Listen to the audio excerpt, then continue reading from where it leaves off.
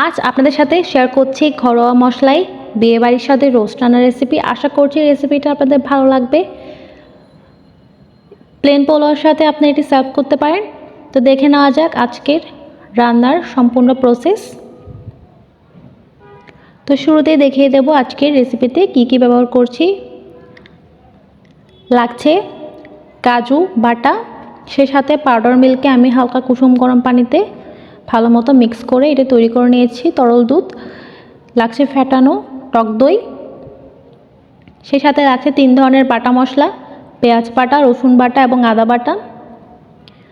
লাগছে কিশমিশ, লাগছে আস্ত গরম মশলা। গরম মশলাটাকে আমি চিড়ে দিয়েছি যাতে ফ্লেভারটা ভালো মতো অ্যাড হয়। সে সাথে রাঁধুনি রেডিমিক্স রোস্ট মশলা নিয়েছি এবং পেঁয়াজের বেরেস্তা, স্বাদমতো লবণ, কাঠবাদাম কুচি সার্ভের জন্য। তো দেখে নেওয়া যাক। প্রথমেই আমি চিকেনের গায়ে অ্যাড করছি লবণ। তো একটা মুরগিকে এখানে 4 পিস করে পিসগুলো করা হয়েছে, আপনার আপনার পছন্দ অনুযায়ী শেপ দিতে পারেন। তো এখানে টোটাল 3টা মুরগির রোস্ট আমি আজকে করে দেখাবো। তো ভালো মতো লবণগুলো মাখানোর পর আমি এটাকে সাদা তেলে ভেজে নেব।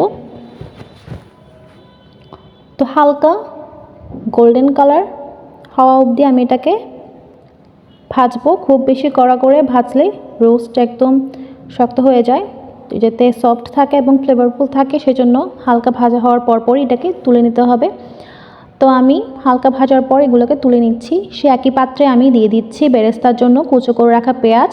এটাকে একদম গোল্ডেন কালার করে ভালো মতো নেড়েচেড়ে আমি ভেজে বেরেস্তা করে নিলাম। দেখতে পাচ্ছেন এই পর্যায়ে বেরেস্তাগুলো তুলে আমি সে একই পাত্রে দিয়ে দেব রোস্টের জন্য তেল, সে সাথে গরম মশলা দিয়ে দিলাম। গরম মশলা দেওয়ার পর একে একে আমি 3 ধরনের বাটা মশলা দিয়ে দিলাম। তো বাটা মশলাগুলোকে ভালো মতো ভাজতে হবে যাতে কাঁচা গন্ধ চলে যায়। তো ভালো মতো ভাজার পর আমি লবণ অ্যাড করে দিয়েছি। তো এই পর্যায়ে আমি রাঁধুনি রেডিমিক্স রোস্টের মশলাটা অ্যাড করে দিলাম, পুরো প্যাকটাই দিয়ে দিলাম। সেই সাথে সামান্য পরিমাণে পানি অ্যাড করেছি কষানোর জন্য।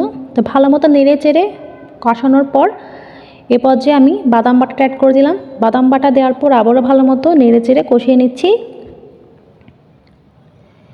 তো মশলাটা ভাজা হওয়ার জন্য বেশ খানিকক্ষণ ধরে এটাকে কষাতে হবে। তো বাটি ধোয়া পানিটাও আমি অ্যাড করে দিলাম যাতে মশলাটা পুরো না লেগে যায়।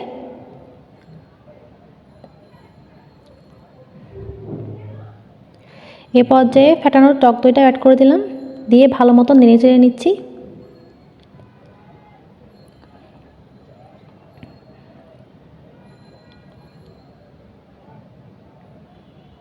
তো ভালো মতো নেড়ে চেড়ে ফুটন্ত অবস্থায় আমি অ্যাড করে দেব আমার ভেজে রাখা চিকেন। তো একে একে সবগুলো চিকেন আমি দিয়ে দিলাম। এই পর্যায়ে ভালো মতো আমি নেড়ে চেড়ে নেব যাতে মশলাগুলো ভালো মতো মুরগির গায়ে লেগে যায়।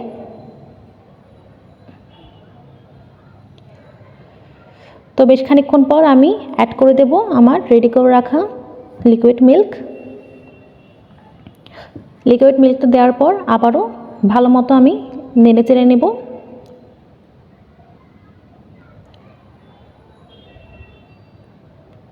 ভালো মতো নেড়ে চেড়ে নেওয়ার পর আমি ঢাকাটা দিয়ে দেব।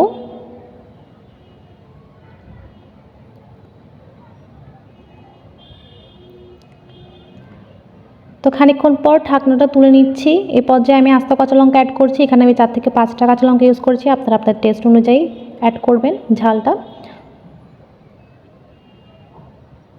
তো শেষ পর্যায়ে আমি অ্যাড করে দিচ্ছি আমার রেডি করে রাখা পেঁয়াজের বেরেস্তা এবং কিশমিশ।